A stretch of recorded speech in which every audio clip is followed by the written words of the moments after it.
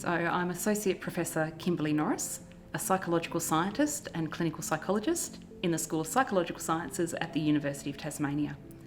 My key research interest is around isolation, confinement and reintegration following these experiences, and have worked extensively with Antarctic populations around this very topic.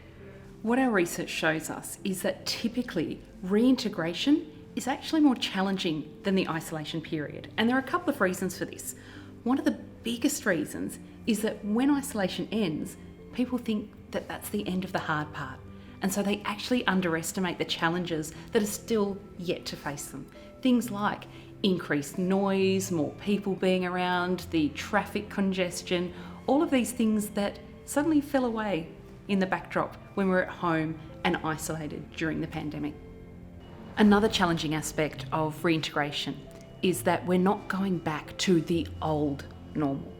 We actually need to create a new normal that has new expectations, new experiences, and essentially we have to learn how to engage with the world again.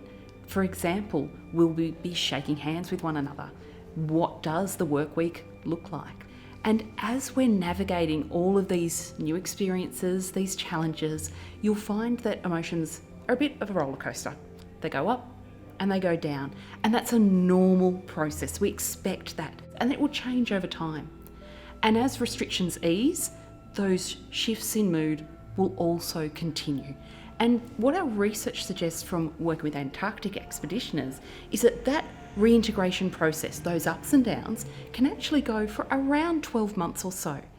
And importantly, those people who are able to gradually re-enter into the broader world again seem to do better in both the short and longer term. So those smaller steps where you get to gradually get used to the new normal seem to allow enough psychological space for us to adapt, survive, and thrive. The other thing though too is as restrictions ease and possibly may constrain again, we will find that people will continue to adapt. And the really, really reassuring and exciting thing is that the more often we adapt to new circumstances, the better we get at it.